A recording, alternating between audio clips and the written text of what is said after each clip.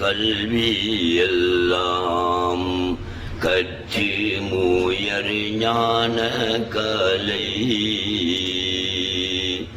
எல்லார்க்கு இன்ப நிலை இல்லை மனோன்மணி மௌலா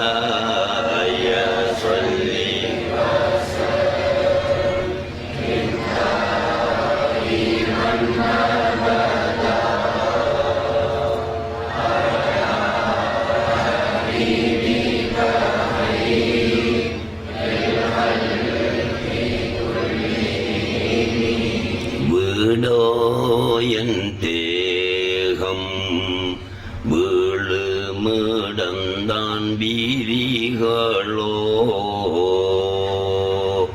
காடோ செடியோவன் கண்ணே ரஹ்மானே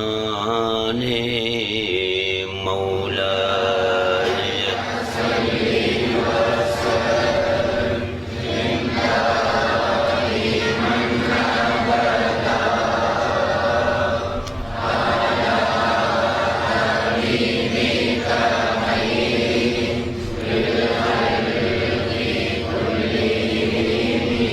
ஐயோ ஊனருளில் ஆசையற்ற பாவி என்னை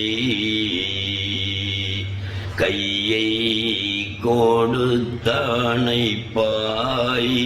கண்ணே ரஹ்மானே மௌலா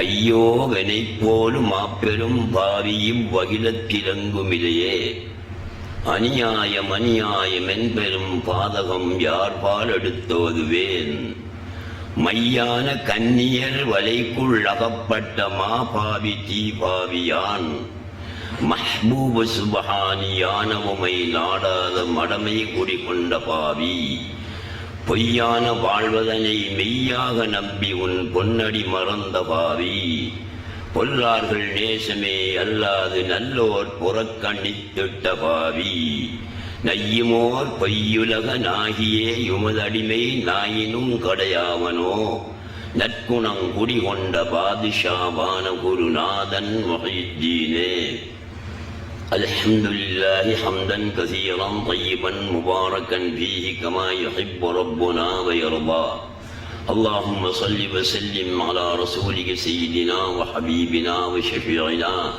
ومولانا محمد وعلى آل سيدنا محمد قد ضاقت أحيالنا أدركنا يا رسول الله கண்ணியமிக்க உலமாக்களே, அன்புக்குரிய சகோதர சகோதரிகளே, தாய்மார்களே, அன்பு சரார்களே, இன்று இந்த சுப வேளையில் கண்வழித்து பெருமானார் ஸல்லல்லாஹு அலைஹி வஸல்லம் அவர்களுடைய மஹப்பத்தை பெற்றுக்கொள்ள வேண்டும். எங்களுடைய உள்ளங்களிலும் அவர்களுடைய மஹப்பத்தை ஏற்றிக்கொள்ள வேண்டும் என்பதற்காக புனிதமிகு ஸலவாத்து மஜ்லிஸிலே நாங்கள் வீற்றிருக்கிறோம். இந்த இடத்திலே பெருமானார் ஸல்லல்லாஹு அலைஹி வஸல்லம் அவர்களை பற்றி பேசுவதே பொருத்தமானது. இருந்தாலும் எல்லா காலங்களிலும் எல்லா இடங்களிலும் பெருமானார் ஸல்லல்லாஹு அலைஹி வஸல்லம் அவர்களை பற்றி சுன்னத் வல் ஜமாஅத் உலமாக்கள் நன்றாக பேசிக்கொண்டுதான் இருக்கின்றார்கள். இருந்தாலும் பெருமானார் ஸல்லல்லாஹு அலைஹி வஸல்லம் அவர்களை பற்றி நானும் சுருக்கமாக சொல்வதுடன் இன்று மக்கள் மத்தியிலே ஈமான் என்றால் என்ன, தௌஹீத் என்றால் என்ன என்ற விவரம் தெரியாமல் இருக்கிறது. அது பற்றியும் சற்று உங்கள் மத்தியிலே சொல்லலாம் என நான் விரும்புகிறேன். அல்லாஹ் சுப்ஹானஹு வ தஆலா அர்ஷில் இருக்கிறான் என்றும் அர்ஷுக்கு அப்பால் இருக்கிறான் என்றும் ஒரு கூட்டம் சொல்லிக் கொண்டிருக்கிறது. அவ்வாறு சொல்லக்கூடிய கூட்டம் சுமார் 5 ஆண்டுகளுக்கு முன் அல்லாஹ் அர்ஷில் தான் இருக்கின்றான் என்று திட்டவட்டமாக சொல்லிக் கொண்டிருந்தது. இந்த 5 ஆண்டுகளுக்குள் அதே கூட்டம் அல்லாஹ் அர்ஷுக்கு அப்பால் இருக்கிறான் என்று சொல்லத் தொடங்கி இருக்கிறது. அர்ஷில் இருக்கிறான் என்று சொன்னாலும் அர்ஷுக்கு அப்பால் இருக்கிறான் என்று சொன்னாலும் பிழை. அது வஹாபிகளுடைய கூற்று. இப்னு தைமிய்யாவையும் இப்னு அப்துல் வஹாப் என்பவரையும் பின்பற்றக்கூடிய மக்கள் அல்லாஹ் அர்ஷில் இருக்கிறான் என்றும் அர்ஷுக்கு அப்பால் இருக்கிறான் என்றும் சொல்லி வருகின்றார்கள். இது ஒரு கூட்டம். இரண்டாவது கூட்டம் அல்லாஹ் சுப்ஹானஹு வ தஆலா படைப்புகளில் இறங்கி இருக்கிறான் என்று சொல்லுகிறது. மூன்றாவது கூட்டம் அல்லாஹ் சுப்ஹானஹு வ தஆலா படைப்புகளுடன் கலந்து விட்டான் என்று சொல்கிறது. நாலாவது கூட்டம் அல்லாஹ் சுப்ஹானஹு வ தஆலா சர்வ சிருஷ்டிகளாகவும் வெளியாகி தஜல்லியாகி அவனேதான் இருக்கிறான் என்று சொல்லிக் கொண்டிருக்கிறது. இந்த 4 கூட்டங்களில் 3 கூட்டங்களும் வழிகேடு. 3 கூட்டங்களுடைய கொள்கையும் அகீதாவும் வலாலத், பாத்திலா, வழிகேடு, வீணானது. அது யார்? ஏற்கனவே நான் சொன்ன 3 கூட்டங்களும் தான். இருந்தாலும் சுருக்கமாக சொல்கிறேன்.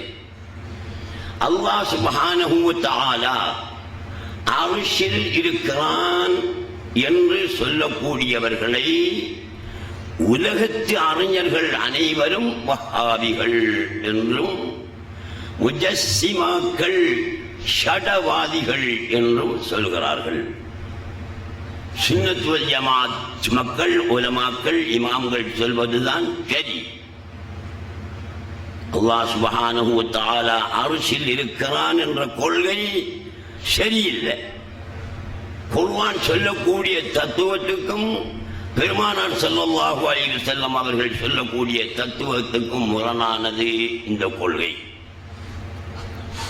இவ்வாறு சொல்லக்கூடியவர்கள் கண்ணை மூடிக்கொண்டு சொல்லவும் இல்லை, ஓர் ஆதாரத்தை வைத்தே சொல்லிக் கொண்டிருக்கிறார்கள். அது என்ன? திருக்குர்ஆனில் அல்லாஹ் சுப்ஹானஹு வ தஆலா சொல்கிறான், அர் ரஹ்மானு அலல் அர்ஷி இஸ்தவா என்று சொல்கிறார்கள்.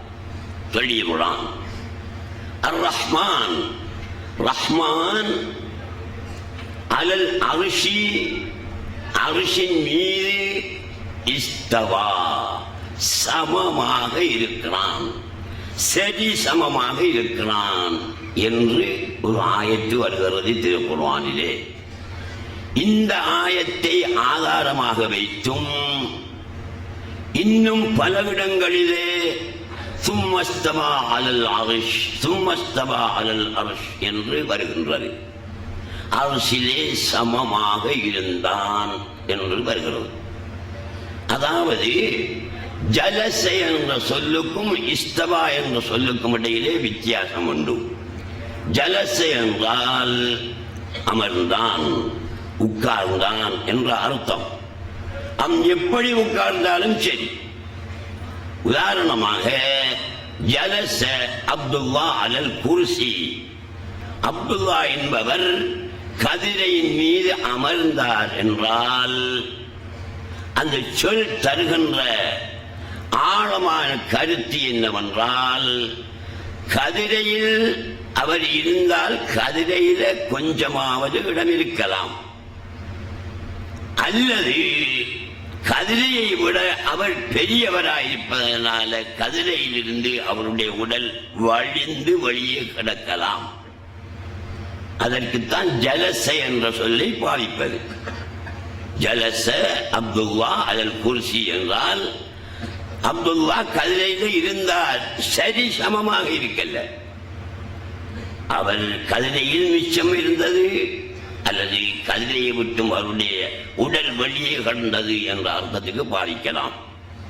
இஸ்தவா என்று சொன்னால் கதிரையும் அவரும் சரி சமமாக இருந்தது.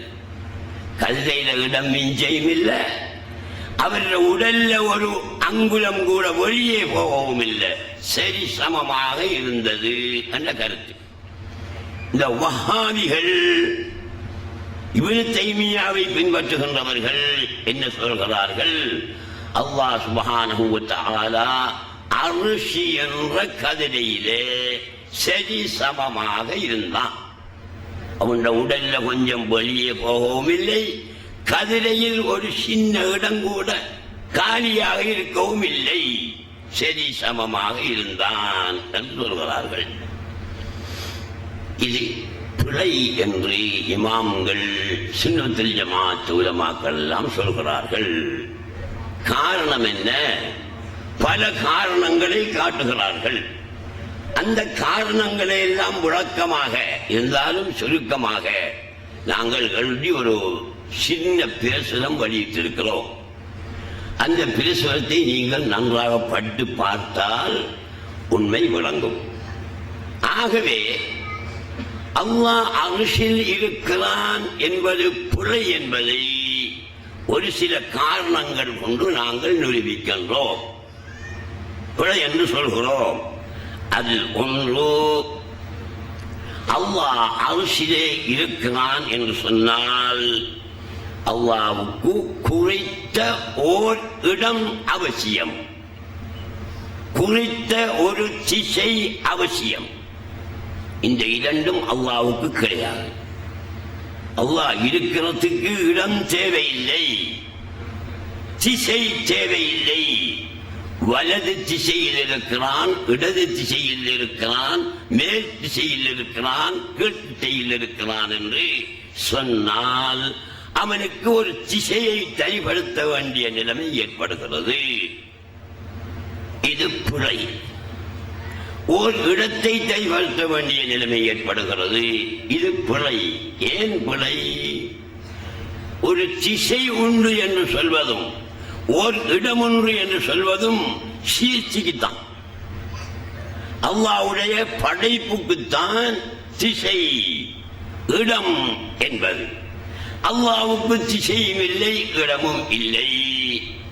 எனவே வஹாபிகள் அல்லாஹ் அர்ஷிலேதான் இருக்கிறான் என்று சொல்லும் போது அல்லாஹ்வுக்கு திசையை சரிபடுத்துகிறார்கள், திசை உண்டு என்று சொல்கிறார்கள். அதே நேரத்தில் அவனுக்கு இடம் உண்டு என்றும் சொல்கிறார்கள். இது பிழை. இது உங்களுக்கு விளங்கியதா? அல்லாஹ் சுப்ஹானஹு வ தஆலா அர்ஷிலே இருக்கிறான், சமமாக இருக்கிறான் என்று சொல்வது பிழை என்பதற்கான காரணம் என்ன? அல்லாஹ்வுக்கு ஒரு இடத்தை கைப்பற்ற வேண்டிய நிலைமை ஏற்படுகிறது. அல்லாஹ்வுக்கு ஒரு திசையை ஏற்படுத்த வேண்டிய நிலை ஏற்படுகிறது. இது யாருக்குரிய தன்மை? ஹாதிஸ். ஹாதிஸ் என்றால் படைப்பு. கதீம் என்றால் பூர்வீகமானவன், அல்லாஹ்வை குறிக்கும். படைப்புக்குரிய தன்மைதான் இடம் என்பதும் திசை என்பதும். கதீமான அல்லாஹ் சுப்ஹானஹு வ தஆலாவுக்கு இடமும் இல்லை, திசையும் இல்லை. இடம் தலத்தை விட்டும் அவன் தூயவன். ஆகையினால் இவ்வாறு சொல்வது பிழை. இது ஒரு காரணம். இரண்டாவது காரணம், அல்லாஹ் சுப்ஹானஹு வ தஆலா ஷடமில்லாதவன். அவனுக்கு ஷடம் இல்லை. எங்களுக்கு ஷடம் உண்டு.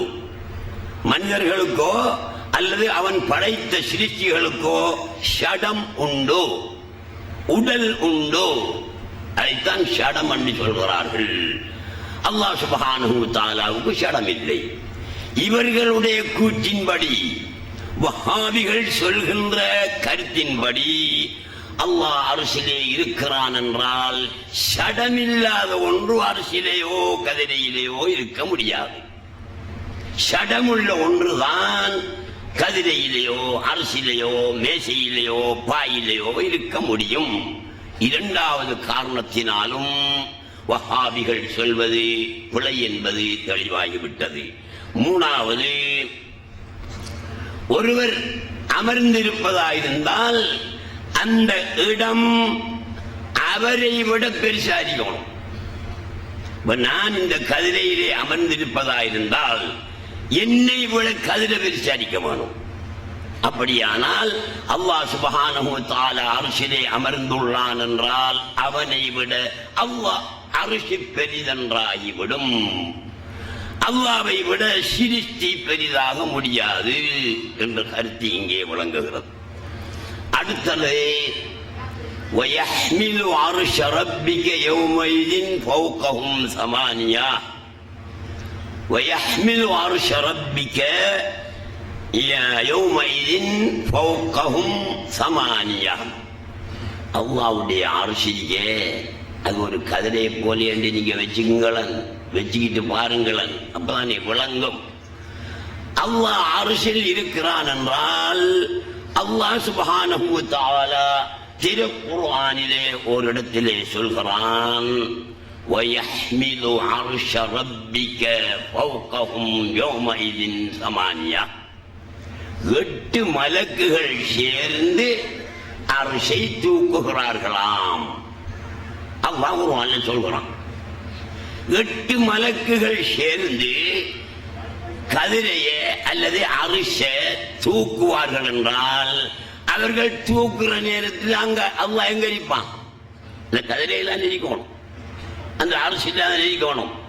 என்ன விளங்குகிறோம்? 8 பேர் சேர்ந்தா அல்லாஹ்வை தூக்கலாம், 7 பேர் சேர்ந்தா தூக்க இயலாது. 8 பேர் சேர்ந்தா அல்லாஹ்வை தூக்கலாம். இதுவும் சிருஷ்டிக்குரிய ஒரு பண்பாடு. 8 பேர் சேர்ந்து தூக்குவது என்பதோ, 10 பேர் சேர்ந்து தூக்குதல் என்பதோ, 15 பேர் சேர்ந்து தூக்குதல் என்பதோ சிருஷ்டிக்குரிய தன்மையே தவிர கதீமாகிய சிருஷ்டி கர்த்தாவாகிய அல்லாஹ்வுக்குரிய தன்மை கிடையாது. பொதுவாக அல்லாஹ் சுப்ஹானஹு வ தஆலா சிருஷ்டிகளுக்கு மாறானவன். முகாலபத்துன் லில் ஹவாதிசி என்று அகீதா கொள்கை சம்பந்தப்பட்ட கிதாபுகளிலே, தௌஹீத் சம்பந்தப்பட்ட கிதாபுகளிலே எழுதி காட்டுவார்கள். அல்லாஹ் சுப்ஹானஹு வ தஆலா முகாலிபுன் லில் ஹவாதிசி.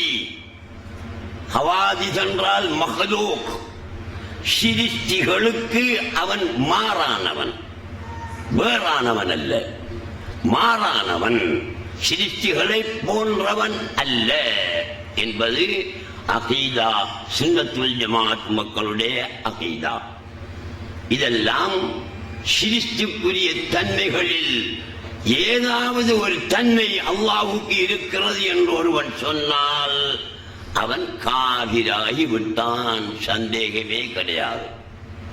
இந்த அடிப்படையில் நாம் நோக்கும் போது வஹாபிகள் என்பவர்கள் வஹாபிகள் மட்டுமல்ல, அவர்கள் காபிரீன்கள். காரணம், அல்லாஹ்வுக்கு ஜிஸ்ம் உடல் ஒன்று என்று சொல்கிறார்கள், ஷடம் ஒன்று என்று சொல்கிறார்கள், இடம் உண்டு என்று சொல்கிறார்கள், திசை உண்டு என்று சொல்கிறார்கள். அல்லாஹ்வை 8 பேரால் சுமக்க முடியும், தூக்க முடியும் என்று சொல்கிறார்கள். இவ்வாறெல்லாம் அவர்கள் சொல்வதற்கு அவர்கள் சொல்கின்ற காரணம், அவர்கள் சொல்வதுதான் காரணம் என்ன?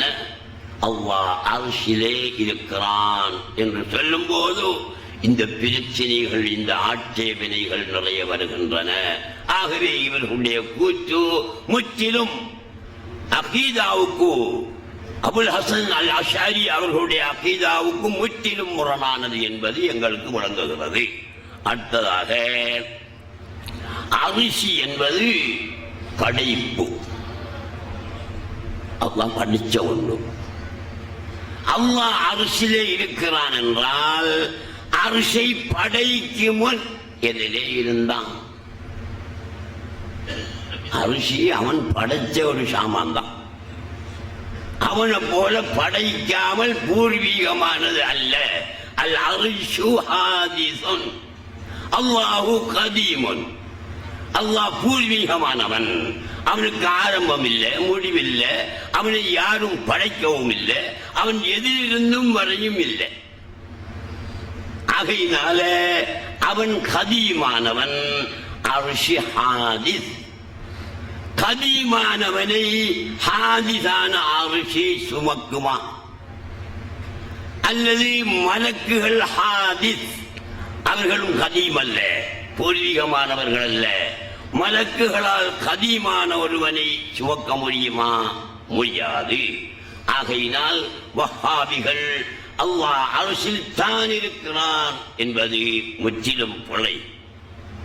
அடுத்தது, அல்லாஹ் சுப்ஹானஹு வ தஆலா ரஸாக், ரிஸ்க் கொடுக்கிறவன். எப்ப ரிஸ்க் கொடுக்கிறவன் என்ற கதை வரும்? சிருஷ்டியை படைத்ததில்தான் ரிஸ்க் கொடுக்கிறவன் என்ற கதை வரும். அந்த பாயிண்ட் வரும். அல்லாஹ் ரஸாக் என்பது சிருஷ்டிகளை படைப்பதற்கு முன்னும் அவன் ரஸாக்கத்தான். சிருஷ்டிகளை படைப்பதற்கு முன்னும் அவன் முன் அழிந்தான். சிருஷ்டிகளை படைப்பதற்கு முன்னும் அவன் கஃபார் தான். இவர்கள் சொல்கின்றபடி அரிசிலே இருக்கிறான் என்றால் அரிசை படைப்பதற்கு முன் எங்கே இருந்தான்? ஆகாயத்திலே தொங்கிக் கொண்டிருந்தானா அல்லது எங்காவது கீழே கடந்தானா என்ற கருத்துவர். இது பிழை. அபுல் ஹசன் அல் அஷ்அரி இமாம் அவர்களுடைய அகீதாவின் படி இது பிழை. அடுத்தது, அல்லாஹ் சுப்ஹானஹு வ தஆலா அஸ்-ஸமத், தேவையற்றவன். அவன் இருப்பதற்கு ஒரு இடம் தேவை என்று சொல்லும் போது அவன் இடத்தளவே தேவையாகிறான். யஹ்தாஜு இலல் மகான், தான் இருப்பதற்கு ஒரு இடத்தளவே தேவையாகிறான். அவனோ தேவையற்றவன் என்று திருக்குர்ஆன் சொல்கின்றது. ஆகையினால் சுருக்கமாக நான் சொல்லியிருக்கிறேன் சகோதரர்களே, இந்த காரணங்களினால் அல்லாஹ் அர்ஷிலே இருக்கிறான் என்ற கூற்று, என்ற பேச்சு இஸ்லாத்துக்கு, குர்ஆனுக்கு, ஹதீஸுக்கு முற்றிலும் முரணானது. இதெல்லாம் இவர்களுக்கு விளங்கவில்லையா வஹாபிகளுக்கு என்றால், ஒன்றோ விளங்கியும் விளங்காதவர்கள் போல் நடிக்கலாம், அல்லது அல்லாஹ் சுப்ஹானஹு வ தஆலா அவர்களுடைய அறிவு கண்ணை திறக்காமல் இருக்கலாம். இதை தவிர வேறொன்றும் இல்லை. இது ஒரு பாட்டு. அல்லாஹ்வுடைய விஷயத்தில் அல்லாஹ் அர்ஷிலே இருக்கிறான் என்று சொல்லக்கூடியவர்கள் இந்த வஹாபிகள். இவர்கள் ஒரு கூட்டம். இன்னும் ஒன்று, அல்லாஹ் சுப்ஹானஹு வ தஆலா தூணிலும் இருப்பான், துரும்பிலும் இருப்பான், எதிலும் இருப்பான் என்ற கொள்கை. இது 2 வகையாக பிரியும். இந்த கொள்கை 2 வகையாக பிரியும். ஒன்று ஹுலூல், மற்றது இத்திஹாத். ஹுலூல் என்றால் ஹல்ல யஹுல்லு ஹுலூலன், இறங்குதல். ஹல்ல என்றால் இறங்கினான். அல்லாஹ் சுப்ஹானஹு வ தஆலா அல்லாஹு ஹல்ல ஃபில் ஹல்கி, அல்லாஹு தஆலா படைப்பிலே இறங்கினான் என்ற கருத்து ஹுலூல். இது பல அடுத்ததை சொல்லிட்டு காரணத்தை சொல்றேன் நான். இத்திஹாத் என்றால் இறங்குதல் என்ற கருத்து இல்லை. ஒரு பொருள் இன்னொரு பொருளுடன் சேர்ந்து ஒன்றாகி போகுதல், அது இத்திஹாத். இதுவும் பிழை. ஹுலூலும் பிழை, இத்திஹாதும் பிழை. நீங்கள் சரியாக வழங்கிக் கொள்ள வேண்டும். ஒரு கிளாஸை ஒரு கப்பில் வச்சுக்குவோம். இந்த கப்பில் ஒருவன் தண்ணியை கொண்டாந்து ஊத்தான். ஊத்தும் போது நாங்க அந்த தண்ணிக்கு சொல்லுவோம், அது ஹல்லல் மாஉ ஃபில் கஃபி, தண்ணீர் கப்பிலே இறங்கியது என்று சொல்வோம்.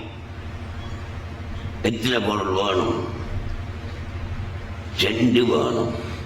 தண்ணீர் என்று ஒன்றும் கப்பு என்று ஒன்றும் வேணும் ஹுலூல் உண்டாகிறதற்கு.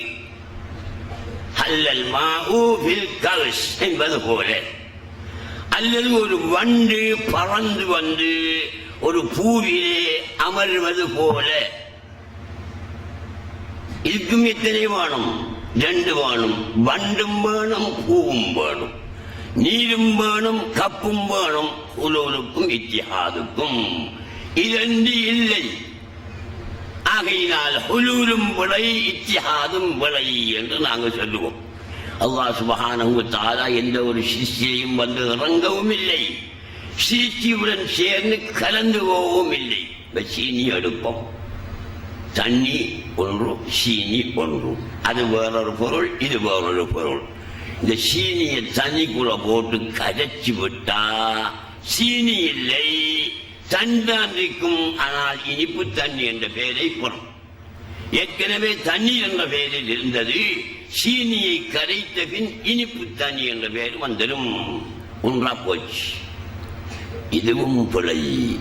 இறங்குதல் என்பதும் பிழை, கலத்தல் என்பதும் பிழை. ஏன் பிழை? இன்றைக்கு உலமாக்கள் அதிகமானாக்கள் ஹுலூல் இத்திஹாத மறுப்பாங்க.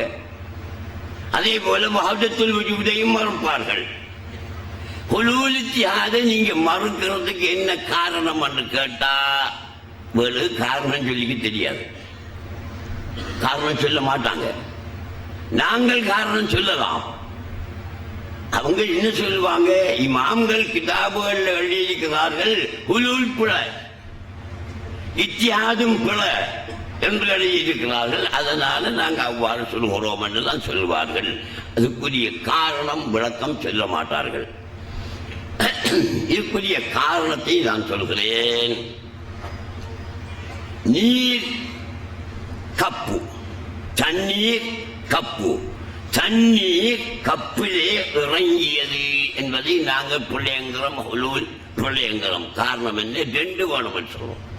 தண்ணீர் என்றும் கப்பென்றும் 2 பொருள் வேணும். 2 என்பது இஸ்லாத்திலே கிடையாது.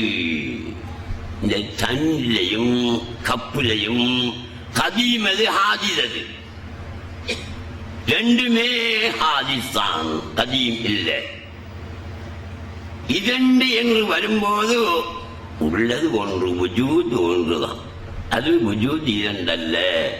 இப்ப இங்க 2 வஜூதை இவர் காட்டுகிறார். தண்ணீர் என்று ஒரு வஜூத், கப்பென்று ஒரு வஜூத், வண்டென்று ஒரு வஜூத், மலர் என்று இன்னொரு வஜூத். 2 வஜூதை காட்டுகிறார் ஹுலூல்காரால்.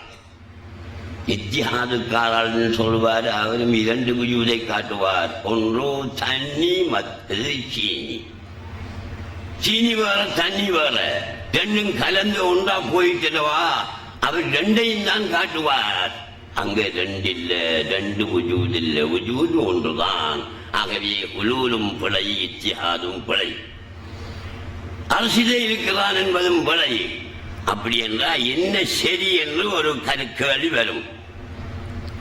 அல்லாஹ் சுப்ஹானஹு வ தஆலா எல்லா படைப்புகளாகவும் இருக்கிறான். சுப்ஹான மன் அல்ஹரல் அஷ்யாஅ வ ஹுவ ஐனுஹா. அல்லாஹ் சுப்ஹானஹு வ தஆலா சிருஷ்டிகளை வெளியாக்கி இருக்கிறான். அவனுமோ சிருஷ்டிகள் தானாக இருக்கின்ற நிலைமையிலே சுப்ஹானல்லதி சுப்ஹான மன் ஒருவன் தீயவன் அல்ஹரல் அஷ்யாஅ படைப்புகள் வஸ்துக்களை அவன் வெளிப்படுத்தினான். வஹுவ வாவு ஹாலியா அவனுமோ ஐனுஹா அந்த வஸ்துக்கள் தானாக இருக்கின்ற நிலைமையிலே அவன் வெளிப்படுத்தினான்.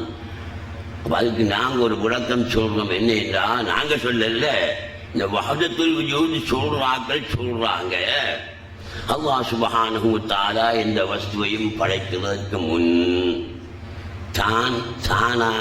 தானாய் தனியவனாய் தன்மயமாய் தற்சொலுவாய் தானாய் தனி நினைவாய் தானானாய் தானே நீ செல்வவான நபி சாதா தவறொழியார் குல்லும் படைத்தனையே கூர்ந்து அல்லாஹ் சுப்ஹானஹு வ தஆலா தான் தனியே இருந்தான். அல்லாஹ் சுப்ஹானஹு வ தஆலா தான் தனியே இருந்தான். எந்த வஸ்துவும் இல்லை. இப்ப படைக்கும் ரசூலுல்லாஹ்வுடைய நூறையோ அல்லது கடலையோ அல்லது மலையையோ அல்லது மாட்டையோ ஆட்டையோ எதையோ ஒன்றை படைக்கணும். அல்லாஹ் சுப்ஹானஹு வ தஆலா மலையை படைக்க விரும்பினான் என்று வச்சுக்கொள்வோமே. விரும்பினான், அவன் என்ன செய்வான்? குர்ஆன் சொல்லுது, இன்னமா அம்ருஹு இதா அராத ஷைஅன் அன் யகூல லஹு குன் ஃபயகூன். இன்னமா அம்ருஹு அல்லாஹ்வுடைய ஏவலாகிறது, அவனுடைய கட்டளையாகிறது. இதா அராத ஷைஅன் அவன் ஒரு வஸ்துவை நாடினால் அன் யகுலுக என்று இருக்கும். அது குர்ஆன் ஆயத்தில் வரல, நாங்கள் வைக்கலாம். தஃசீர் தான். அன் யகுலுக ஒரு வஸ்துவை அவன் படைக்க நாடினால் இதா அராத ஷைஅன் அன் யகூல அல்லாஹ் சொல்வான் லஹு அதற்கு சொல்லுவான். எதற்கு சொல்லுவான்? அவன் படைக்க நாடினானே அதற்கு சொல்வான்.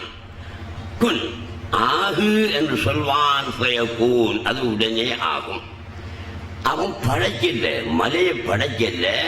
மலையை படைக்கணும் என்று நாடுறான் என்று சொல்லுவோமே. அந்த நேரம் அந்த மலை எங்க? மலையை படைக்கல, படைக்க நாடுறான். நம்ம மலையை படைப்போம் என்று அவன் நாடுறான். நாட்டம் இராதத் நாடுறான். அவன் நாடின நேரம் அவன் படைப்பதற்கு நாடின மலை எங்கே? அவனுடைய இல்மில் இருந்தது. அவனுடைய இல்மில் இருந்தது. இல்மில் இருந்ததால் அவனுடைய அறிவில் இருந்துச்சு. எப்படி இருந்துச்சு? மலையாக இருந்துச்சு. மலை என்ற நாட்டமாகத்தான் அது இருந்தது. பிரியல்ல, அது வேறு இது வேறு இல்லை. இப்ப பால் பென் எடுக்கணும். நீங்க பால் பென் எடுத்தா உள்ளுக்கு கூர் ஒன்று, அந்த கூரில் நிறைய மை இருக்கு. என்னென்ன எழுத்து இருக்கு அதுல? அந்த மையில எல்லா எழுத்தும் இருக்கு. ஆனவும் இருக்கு, ஏயும் இருக்கு, எண்ணெயும் இருக்கு, எல்லாம் இருக்கு. எத்தனை எழுத்து இருக்கு? அது எத்தனையோ எழுத்து இருக்கும். அந்தந்த கூறுக்கு ஏற்ற மாதிரி லட்சக்கணக்கான எழுத்தும் இருக்கும், ஆயிரக்கணக்கான எழுத்தும் இருக்கும். அந்த கூறில் உள்ள மையில் இந்த எழுத்துக்கள் எல்லாம் தனித்தனி எழுத்துக்களாக இருந்ததா அல்லது அந்த மை தானாகத்தான் இருந்ததா?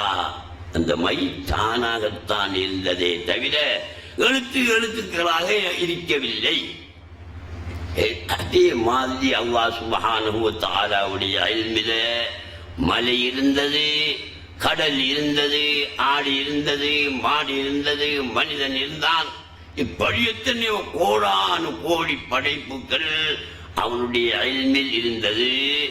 அவனுடைய இல்மு எங்க இருந்துச்சு? அவனுடைய இல்மில் இருந்ததுன்னு சொல்கிறோம். ஆனா அந்த இல்மு எங்க இருந்துச்சு? அவனுடைய தாற்றில் இருந்தது. அல்லாஹ்வுக்கு தாற்றிருக்கின்ற நம்பணும். தாத்து உண்டு அவனுக்கு, அதை வச்சுத்தான் தௌஹீது பேசுவார்கள். ஆனால் அந்த தாத்து இந்த படைப்பினுடைய தாத்து போன்றது அல்ல. படைப்பினுடைய தாத்துக்கு முரணானது, மாறானது அல்லாஹ்வுடைய தாத்து. இந்த படைப்புடைய தாத்தை பிடிச்சி பார்த்துக்கலாம், நிறுத்து பார்க்கலாம், என்ன நிறம் என்று சொல்லி பார்க்கலாம். அல்லாஹ்வுடைய தாத்தை நிறுத்து பார்க்க முடியாது, பிடிச்சி பார்க்க முடியாது, இன்ன நிறம் என்று சொல்ல முடியாது. அப்படி அவனுடைய தாத்து தானாக இருந்துச்சு. மையும் எழுத்தும் தானாக இருந்தது போல அல்லாஹ்வுடைய தாத்தும் அவனுடைய இல்மும் அவனுடைய இராதத்தும் நாட்டமும் தானாகத்தான் இருந்தது. இப்ப விரும்பித்தான் பொன் ஐயகூல லஹோ, அதற்கு அவன் சொல்லுவான். எதற்கு சொல்லுவான்? அந்த ஷைக்கு கூடைய லமீர் ஷெய், முன்னால வந்த ஷெய், அந்த இன்னமா அம்ருஹு இதா அராத ஷைஅன், அந்த ஷெய்யை பார்த்தா ஓ மேடுது. லா அராத ஷைஅன் அன் யகூல லஹு, அவனிலே பிரியாம வேறுபடாம அவனுடைய தாத்திலே இருந்ததே ஒரு வஸ்து. அது மலை என்று வச்சுக்குவோம், அது போற கடல் என்று வச்சுக்குவோம். அந்த வஸ்துவுக்கு சொல்வான் குன் நீ ஆகு என்று சொல்வான். அப்ப அந்த வஸ்து அவன் தானாக இருந்ததா, அவனுக்கு வேறானதாக இருந்ததா? அவன் தானாகத்தான் இருந்தது. அப்படியானால் அவனுடைய தாத்துக்கு அவன் சொல்வான், தனக்கு தானே சொல்வான் குன் ஆகு என்று சொல்வான். அவனுடைய தாத்து அந்த மலையானது அல்லது கடலானது என்று தௌஹீதுடைய சூஃபிகள் விளக்கம் சொல்லுகின்றார்கள். சகோதரர்களை நாங்கள் நல்லா யோசனை பண்ணி பார்க்க வேண்டும். அவனுடைய தாட்டில் இருந்து அந்த சிருஷ்டி வழியானத்தினால அவனுடைய தாத்து மாறுபட்டுச்சா, விகாரப்பட்டுச்சா, அதில் ஏதாவது குறை ஏற்பட்டுச்சா, அதில் மாறுபாடு என்னமே ஏற்பட்டுச்சா, மாற்றம் ஏற்பட்டுச்சா என்றால் இல்லை. ஹுவல் ஆன கமா கான, ஹுவல் ஆன ஐ பஅத ஹல்கில் ஹல்கி, சிரிச்சிகளை சிரித்தித்த பிறகு கமா கான கபில ஹல்கில் ஹல்கி, சிரிச்சிகளை சிரிப்பதற்கு முன்னால் இருந்த மாதிரி தான் அவன் இருக்கிறானே தவிர எந்த குறையும் ஏற்படவில்லை. அது என்ன விளக்கம்? அதை கொஞ்சம் கவனிங்க. நான் சுருக்கமாக முடிச்சுக் கொள்கிறேன். ஒரு வஸ்து இன்னொரு வஸ்துவாக ஆகுவதாயிருந்தால் 3 வகையில ஒன்றின் அடிப்படையில் ஆகலாம். உதாரணமாக, ஒரு வஸ்து முழுமையாக அழிந்து இன்னொரு வஸ்துவாக ஆகலாம். இதை போல மாங்கொட்டை எடுத்து மண்ணுக்குள்ள போட்டு மூடுகிறோம், அது முளைச்சி பெரிய மாமரமா போச்சு. இப்ப மாங்கொட்டை முற்றாக அழிந்து மாமரம் வந்தது. அதுபோல அவனுடைய தாத்து அழிந்து மாமரம் வந்தது போல மற்ற சிருஷ்டிகள் வந்தது என்ற கருத்து வைக்க முடியாது. ஏன்? அவனுடைய தாத்து அழியாது, மாறுபடாது. இது ஒரு வகை. ஒரு வஸ்து முற்றாக அழிந்து இன்னொரு வஸ்துவாக ஆகுதல். இதை போல மாங்கொட்டை அழிந்து மாமரம் வருவது போல அல்லாஹ்வுடைய தாத்து அழிந்து சிருஷ்டிகள் வந்தது என்ற கருத்தில்லை, அது பிழை. இன்னொன்று, வஸ்து அழிவதில்லை, மாறுபட்டு இன்னொரு வஸ்துவாக வாரும். ஒரு வஸ்து முற்றாக அழிவதில்லை, அது மாறுபட்டு இன்னொரு வஸ்துவாக வாருது. இதை போல ஒரு சட்டியை எடுத்துங்க, இல்லாட்டி ஒரு பானையை எடுத்துக்குவோம். இந்த பானையை குயவன் மண்ணையும் தண்ணியையும் போட்டு கலந்து சட்டியை ஒன்று செஞ்சுட்டான். இந்த சட்டி மண்ணா இல்லையா? மண் தான். 500 மண் தானே தான், அதுல மாற்றம் இல்லை.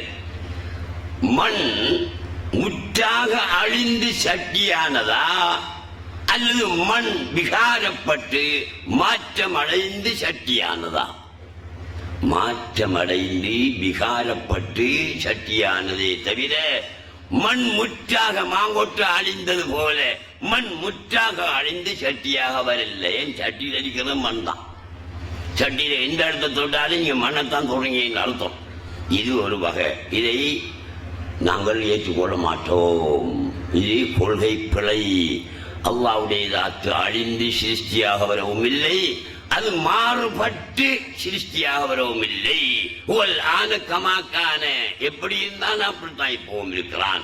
எது போல ஜிப்ரீல் அலைஹிஸ்ஸலாத்து வஸ்ஸலாம் அவர்கள் பெரிய படைப்பு, இறக்கைகளை உடைய பெரிய வலுப்பமான படைப்பு. எந்த அளவுக்கு என்றால் அவர் ஒரு இறக்கை விரித்தாரே ஆனால் ஆகாயத்தை அப்படியே மறைச்சு கொள்ளுமா. அடுத்த பாசரக விரிச்சாருண்டா அதே போல ஆகாயத்தை மறைச்சு கொள்ளுமாம். அப்படியான பெரிய ஒரு படைப்பு தான் ஜிப்ரீல்.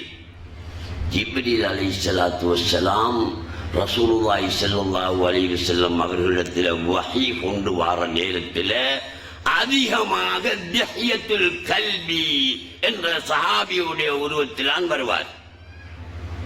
திஹ்யத்துல் கல்பி என்ற சஹாபியுடைய சூரத்திலே தான் அவர் வருவார்.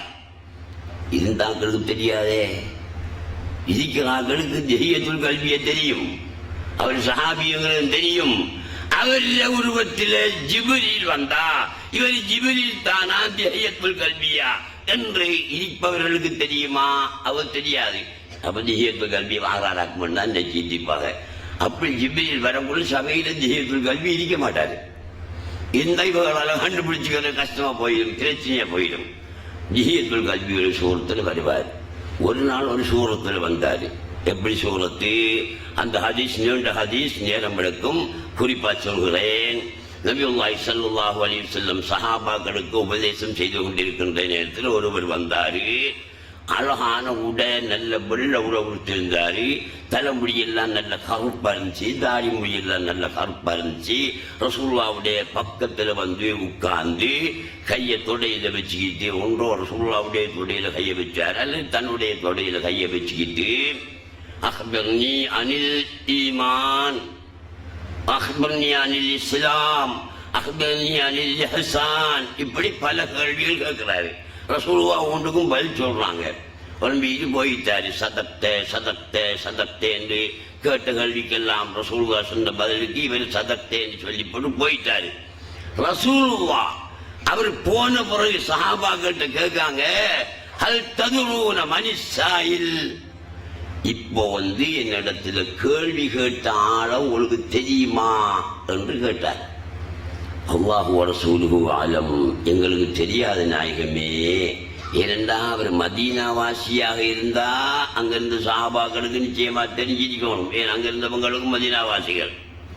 அல்ல ஒரு பிரயாணியாக இருந்தா அவருடைய உடுப்புகள்ல ஏதாவது அசுத்தம் சுருங்கின மாதிரி இருக்கணும். அப்படியும் இருக்கல.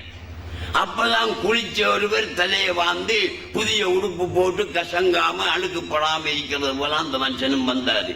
அதனால சஹாபாக்களுக்கு அவர் யாரு?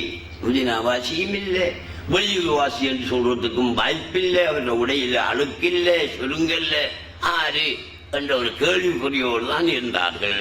ரசூலுல்லாஹ் சொன்னாங்க, ஹாதா ஜிப்ரீல் அதாக்கும் லியுஅல்லிமக்கும் உமூர தீனிக்கும் அல்லது லியுஅல்லிமக்கும் தீனக்கும், உங்களுடைய மார்க்கத்தை படிச்சு தர வந்த ஜிப்ரீல் என்று சொன்னாங்க ரசூலுல்லாஹ். ஜிப்ரீல் மனுஷனா இல்லையே, அவர் மலக்கு. அவருக்கு 2 வலுப்பமான இறக்கை உடைய பெரிய மலக்கு, முக்கியமான மலக்கு ஜிப்ரீல். அவர் இப்போது வந்தது மனித உருவத்தில்தான். மனித உருவத்தில் ஜிப்ரீல் வந்ததினால் அவருடைய இயற்கையான யதார்த்தமான அந்த உருவம் அழிந்து போயிட்டா? இல்லை.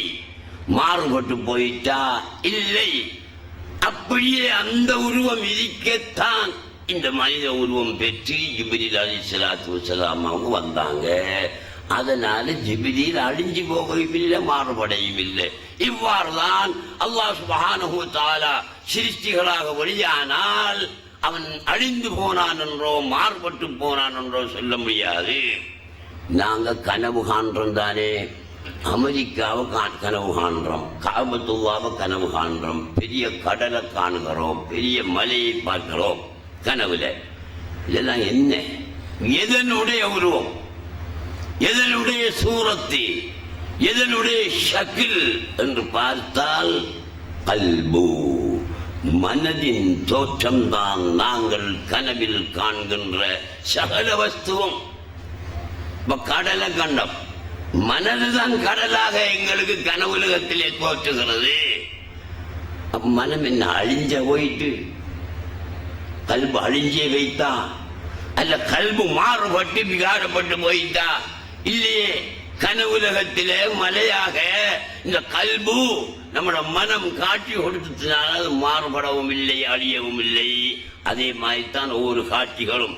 எனவே அல்லாஹ் சுப்ஹானஹு வ தஆலா சிருஷ்டிகளாக தோற்றியதினால, தோற்றுவதால அவன் அழியையும் இல்லை, அவன் மாறுபடையும் இல்லை, விகாரப்படையும் இல்லை. ஹுவல் ஆன கமா கான், எவ்வாறு இருந்தானோ அவ்வாறு தான் இன்றும் இருக்கிறான், நாளையும் இருக்கிறான் என்று விளை போலும். இன்னொரு பயிரை சொல்லி நான் முடிச்சு கொடுக்கிறேன். அதாவது உங்களுக்கு தெரியாது, அரபு மொழி படித்தாங்களுக்கு தான் தெரியும், அவாம் நாசுக்கு தெரியாது. இருந்தாலும் நீங்க புரிஞ்சுக்குங்க. என்ன? குல்லு ஷைஇன் ஹாலிகுன் இல்லா வஜ்ஹா, குல்லு ஷைஇன் ஹாலிகுன், சகல வஸ்துவும் ஹாலிகுன், அழிந்து போகக்கூடியது என்று பொருள் சொல்றாங்க.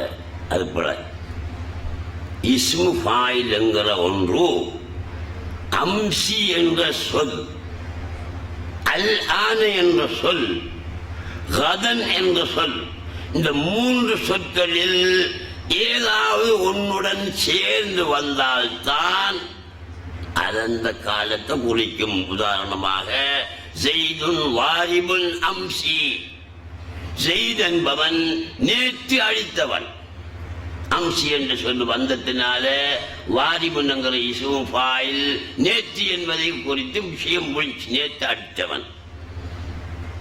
ஸெய்துன் வாரிபுன் அல் ஆன, அல் ஆன என்ற சொல் அந்த இஸ்மும் ஃபாயிலுடன் வந்தா தற்போது அடித்துக் கொண்டிருப்பவன் என்ற கருத்து வரும்.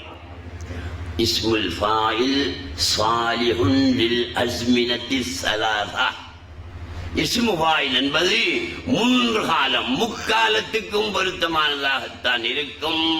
இல்லம் யுகையது பி அம்சி அவு பி கதன் அவு பில் ஆன், இந்த மூன்று சொற்களில் ஒன்றை கொண்டு அதை சேர்ந்து வந்தால் அந்தந்த காலத்தை மட்டும் குறிக்கும். சேராம வந்துச்சு பொதுவாக முக்காலத்துக்கும் பொருத்தமான சொல் இஸ்முல் ஃபாயில். குல்லு ஷைஇன் ஹாலிகுன், சகல வஸ்துவும் நேற்றும் அழிந்தவை, தற்போதும் அழிந்தவை, நாளைக்கும் அழிந்து போகக்கூடியவை, முக்காலத்திலும் இல்லாதவை. இதுதான் சாராம்சம். நேற்றும் இல்லை, இப்போதும் இல்லை, நாளையும் இல்லை என்றால் முக்காலத்திலும் இல்லாதது. குல்லு ஷைஇன் ஹாலிகுன், சகல வஸ்துவும் முக்காலத்திலும் இல்லாதவை. இல்லா வஜ்ஹா, அவனுடைய முகத்தை தவிர என்று சொல்லாம அவனுடைய வஜூதை தவிர, ராத்தை தவிர என்று சொல்லுங்க. ஏன்னா வஜ்ஹ் என்று சொல்லுங்கோ, முகம் என்று கருத்து வச்சுதான் வஹாபிகள் முகமதிக்கு என்று சொல்றேன். முகம் என்கிறத கொண்டு கருத்து ராத்து தான். அதை எப்படி சொல்லலாம்? சரி, அது எப்படி சொல்லலாம்? கல்முனையிலிருந்து நம்மளோட கூட்டாளி, அல்ல கொழும்புல விட நம்மளோட கூட்டாளி, கொழும்பை வச்சுக்கோம், கல்முனை கிட்ட கொழும்பை வச்சுக்கோம். கொழும்புல உள்ள ஒரு கூட்டாளி, ஒரு வியாபாரி. அவர் என்ன செய்யற, அடிக்கடி காத்தாங்குடிக்கு வந்துட்டு போறேன். அவர் என்ன கூட்டாளி, என்ன வந்து சந்திக்கிறது. என்ன காத்தாங்குடிக்கு வர, சாமான் எடுக்கிற, போறேன். இப்படியே திரிகிறாரு. ஒரு நாள் மெயின் ரோட்ல நான் இவரை கண்டுட்டேன். கண்டு என்ன மச்சான் இங்க வந்த காத்தாங்குடிக்கு, நான் காத்தாங்குடிக்கு ஒரு மாசத்துல 3 நாள் தரம் வாரேன்னு சொன்னாரு. அப்படியா, அப்படி வார நீங்க எங்க வீட்டை வந்து கொஞ்சம் முகத்தை காட்டி போட்டு போக மாட்டீங்களா? அப்படி வார நீங்க எங்க வீட்டை வந்து உங்களோட முகத்தை கொஞ்சம் காட்டி போட்டு போக மாட்டீங்களா? 2 பேரும் கேட்காரு. அவன் ஒன்னும் பேசல, போய்த்தான். அடுத்த முறை வந்து அவரோட வீட்டை கேட்டுக்கு வெளியே நின்றுட்டு இப்படி முகத்தை காட்டுறான். என்னடா இவன் முகத்தை காட்டுறான் அவத்தன் கொஞ்சம் அதிகம் கேட்டா, ஆறு இல்ல நான் தான் அவரோட கூட்டாளி வந்துட்டீங்க. என்ன நீங்க முகத்தை காட்டுற? அவர் சொன்ன முகத்தை காட்டி போட்டு போக மாட்டியா சொன்னாரு. அதனால முகத்தை காட்டி போட்டு போக வந்தனன். இது மடையன்ற வேலையிலவா? நான் சொல்றேன் அவர்கிட்ட, காத்தாங்குடிக்கு வார நீ உன் முகத்தை கொஞ்சம் காட்டி போட்டு போக மாட்டியாண்டா என்ன கருத்து? என்னுடைய கருத்து, முகத்தை கொண்டு நான் எதை கருதுகிறேன்? அவருடைய முழு உலகையும் கருதுகிறேன்.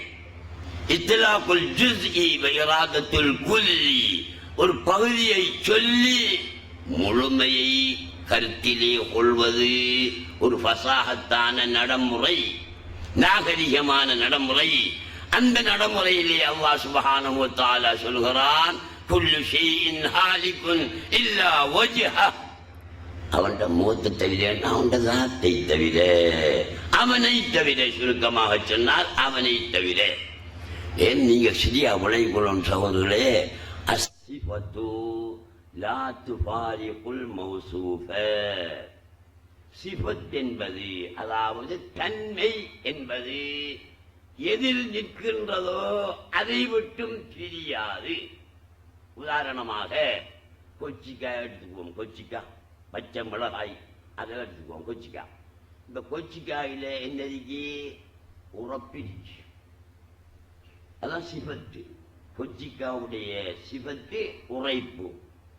அதனுடைய தாத்தது கொச்சிக்காய் இருக்கே, அதான் உடல், அதுதான் தாத்தங்கரம்.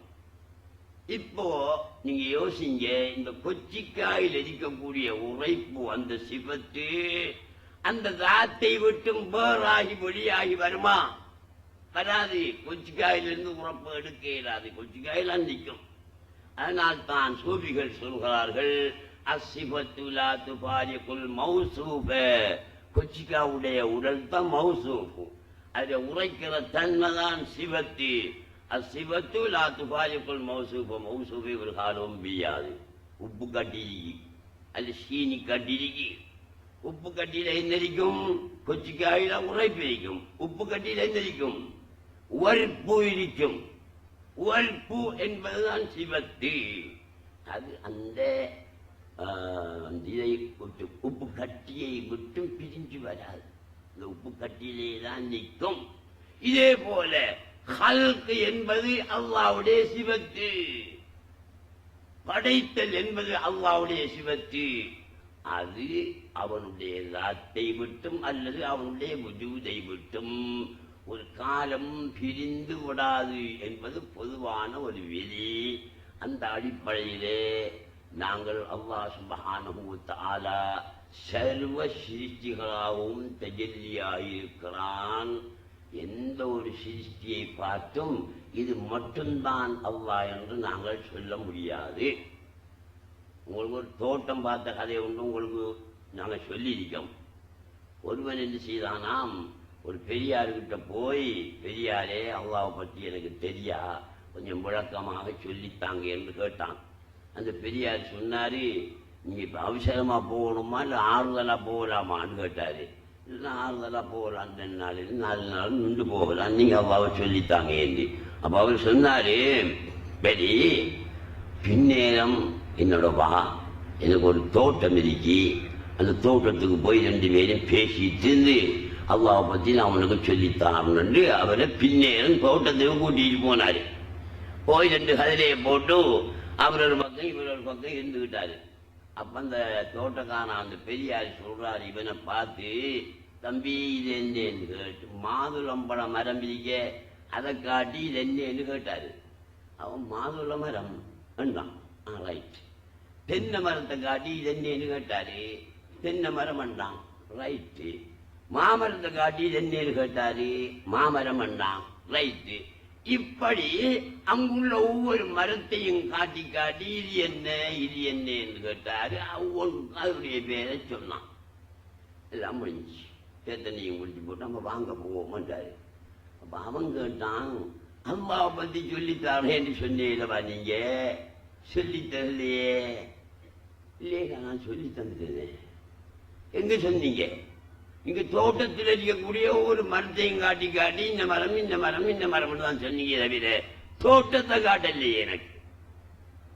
ஏய் மடையா, இந்த மரங்கள் அத்தனையும் சேர்ந்த ஒரு இடத்துக்கு பேர் தான்டா தோட்டம். அதே போல அப்துல் ரவுப், அப்துல் ரசாக், அப்துல்லா, அலியாரு, அமீன் எல்லாரும் சேர்ந்ததுதான் அல்லாஹ்வுடைய இஸ்முன் ஜாமிஉன் லிஜமீஇல் அஸ்மா. அல்லாஹ் என்பது எல்லா இஸ்ம்களையும் சேர்த்து கொண்ட ஒரு திருநாமம். அதுக்குள்ள எல்லாமே இருக்கிறது. இன்னொருவன் போனான், அவனு அல்லாஹ் அறிஞ்சுக்கணும் தான் போனான். அவனும் போய் கேட்டான், அல்லாஹ் பத்தி கொஞ்சம் சொல்லித்தாங்க என்று. அப்ப அவரு சொன்னாரு, நான் அல்லாஹ் பத்தி சொல்லித்தாரத்தை விட இல்லை, நான் பாவங்களையும் செஞ்சிருப்பேன், எனக்கு சொல்லித்தரையேலா.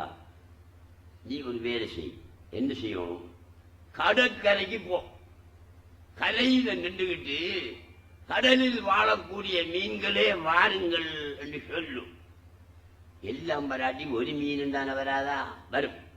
அந்த மண் அந்த மீனுகிட்ட சொல்லு, எனக்கு அல்லாஹ் பத்தி சொல்லித்தாண்டி சொல்லு. அப்ப அதான் சொல்லித்தரும் உனக்குன்னு சொன்னார். இவன் கடற்கரை அடிய போய் நின்றுகிட்டு மீன்களே மீன் கூட்டமே வாங்க வாங்கன்னு சொன்னா, ஏதோ ஒரு மீன் வந்துச்சு. அதை பார்த்து சொன்னான், அல்லாஹ் பத்தி எனக்கு சொல்லித்தான். அப்ப அந்த மீன் சொல்லிச்சு, அல்லாஹ்வை பற்றி சொல்லித்தரக்கூடிய ஒருவன் பரிசுத்தமாதிக்கணும், சுத்தமாதிக்கணும், அவன் தாகிராதிக்கணும். நானோ முழுக்காளியாக இருக்கிறேன். முழுக்காளியாக இருந்து கொண்டு அல்லாஹ்வை பத்தி பரிசுத்தமானவனை பத்தி நான் எப்படி சொல்லித்தாரேன்? நான் குளிக்கிறதுக்கு தண்ணீர் தேடி திரிகிறேன், எனக்கு தண்ணி கிடைக்கலையே என்று சொன்ன. அந்த மீன் சொல்லிச்சான், குளிக்கிறதுக்கு தண்ணி தேடி திரியவன் தண்ணி கிடைக்கலையே என்று. மீன் எங்க வாழுது? தண்ணியில வாழுது. அதுக்கு முழுக்கு வந்தா என்ன செய்யறது? குளிக்கிறதுக்கு தண்ணியை தேடி அதை செய்யணும் இல்லையே.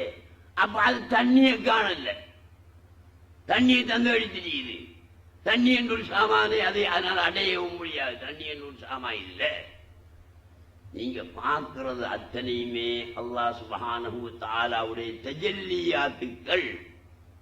நீங்க நினைக்கிற மாதிரி சிருஷ்டிகள் அல்ல. இன்னமல் கௌனு ஹயாலுன் ஃபஹுவ ஹக்குன் ஃபில் ஹகீகா குல்லு மன் யஅரிஃபு ஹாதா அஸ்ரார் அத்-தரீகா. இன்னமல் கவுன் ஹயால். கவுனண்டா சிருஷ்டி.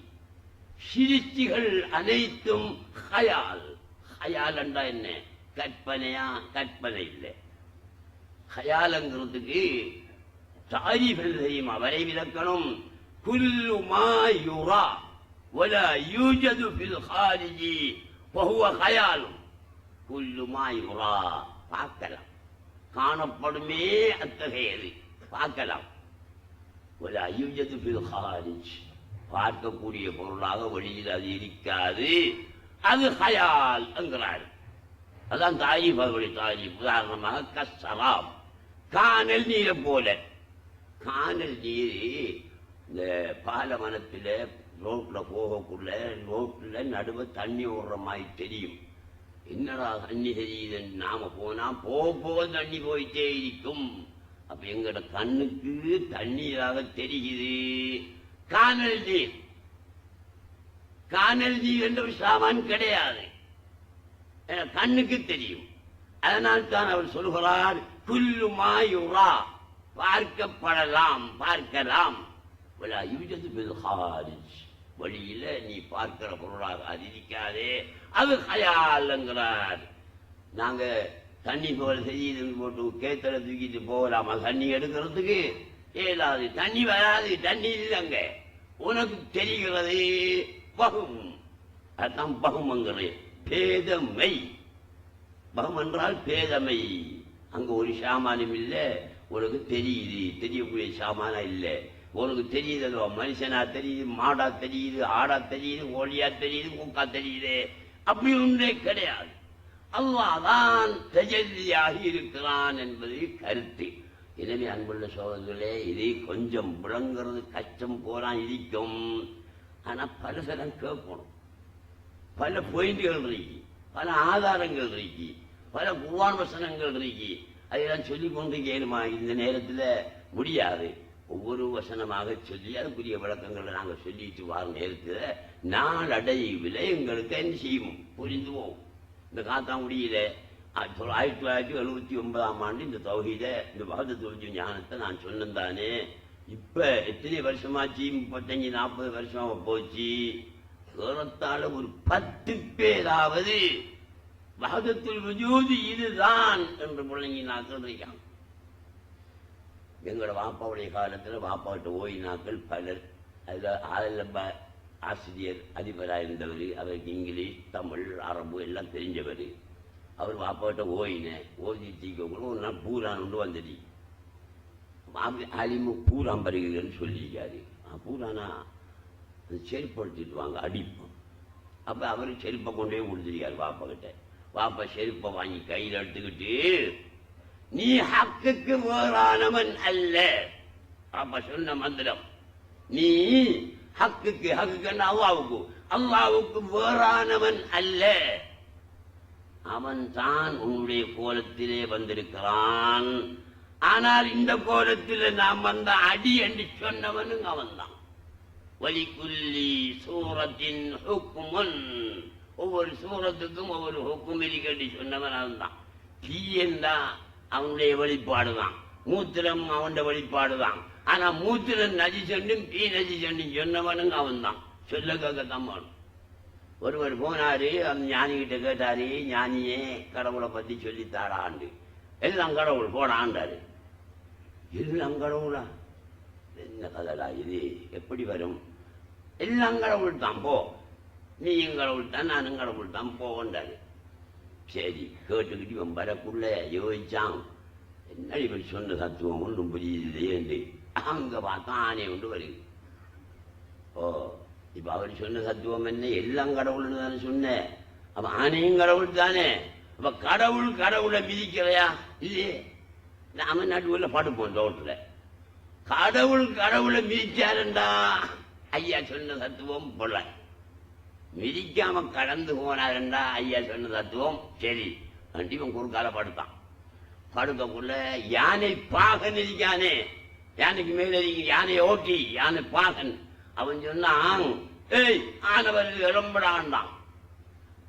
இவன் எழும்புவானா? எழும்ப மாட்டானே. அவன் அப்படியே படுத்துக்கிட்டு இருந்தான். என்ன ஐயாவோட தத்துவம் சரியா விளையாண்டு பார்க்கறதுக்கு மிதிச்சு விட்டுச்சு. ஆடுற கால் நொறுங்கி போச்சு. ஐயாவோட தத்துவம் போய் போய் ஐயாவுக்கு கொடுக்கத்தான் போனேன். 2 அறை என்று போட்டு வாரான், நொண்டி நொண்டி வாரான்.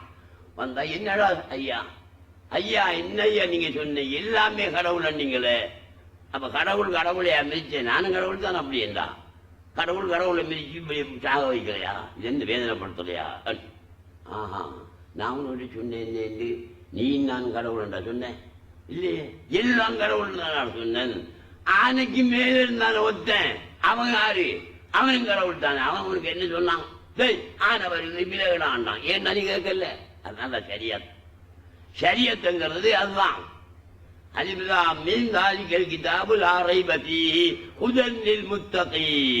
தக்வா உள்ளவர்களுக்கு நேர்வழி காட்டும் குர்ஆன். தக்வா உள்ளவருக்கு நேர்வழி என்னது? தக்வா உள்ளவன் நேர்வழி இருப்பான். அவனுக்கு நேர்வழி ஏன் காட்டணும் என்று கேட்க. அதுக்கு அவன் இந்த நஹ்வுல சொல்லி தருவாங்க.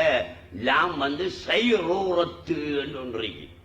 செய்யலூராண்டு எழுதுவார். லாமுக்கு சில நேரம் தடுக்கி படுவும் போது அதை கருத்தை காட்டக்கூடியது. அது செய்யலூராண்டு எழுதுவார். மாறி வாரது. அதாவது ஹுதல் முத்தகீன், தக்வா உடையவர்களாக மாறக்கூடியவர்களுக்கு நேர்வழி காட்டும். இங்க லம் தாலியிலும் இல்லை ஒன்றும் இல்லை. முதலில் முத்தகையின் தக்குவா உள்ளவர்களுக்கு தான் நேர்வழி போகணும். ஏன் தெரியுமா? லில் முத்தகீன் என்றால் லில் முவஹிதீன், தௌஹீத்வாதிகளுக்கு நேர்வழி காட்டும். அவனுக்கு நேர்வழி அவசியம்தான். அவன் எல்லாத்தையும் உண்டாக்கான்றவன். தௌஹீத்வாதி என்றா எல்லாத்தையும் உண்டாக்கான்றவன், அவனுக்கு நேர்வழி காட்ட வேணும். இது தாய் உடல் உறவு கொள்ளாத, இவள் சகோதரி உடல் உறவு கொள்ளாத, இவள் மாமில மகள், இவளுக்கு கல்யாணம் முடிச்சு உடல் உறவு கொள்ளலாம் என்று இவனுக்கு வழிகாட்ட வேண்டிய நிலைமை ஏற்படும். யாருக்கு? அனைத்தையும் ஒன்றாக பார்க்கக்கூடியவனுக்குத்தான் வழிகாட்டல் அவசியம். அதனால்தான் அல்லாஹ் சுப்ஹானஹு வ தஆலா ஹுதன்லில் முத்தகீன் என்று சொல்லியிருக்கான். அங்க செயலூரத்தும் இல்லை, மயூரத்தும் இல்லை. ஆகவே அன்புள்ள சகோதரர்களே, நேரம் நெருங்கி விட்டது. நீங்கள் வஹாபிகளுடைய கதையை கொஞ்சமும் கேட்காது. அவ்வளவும் பொய் தான், பச்சை பொய். குர்ஆனுக்கு நேர் மாறான அர்த்தம்.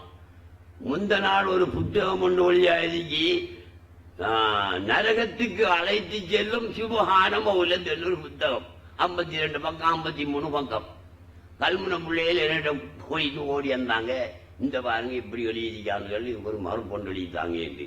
நான் சொன்னேன், திடீரென்று மறுப்பொண்டு செய்யணுமா? அதை முதல்ல படிக்கணும், ஒரு ஆதாரங்களை தேடணும், அப்பதான் எழுதலாமண்டு. இல்லை இல்லை, என்னன்னாலும் எங்களுக்கு ஒரு சாதியாரிக்கு நாங்கள் சொல்லி மாத்தாக்கலன்னு சொன்னாங்க. அப்படியா? கொஞ்சம் இருங்க என்று பிரட்டின 50 பக்கம் வந்துச்சு. பிரட்டின உடனே அதுல என்ன எழுதிக்கிறாரு?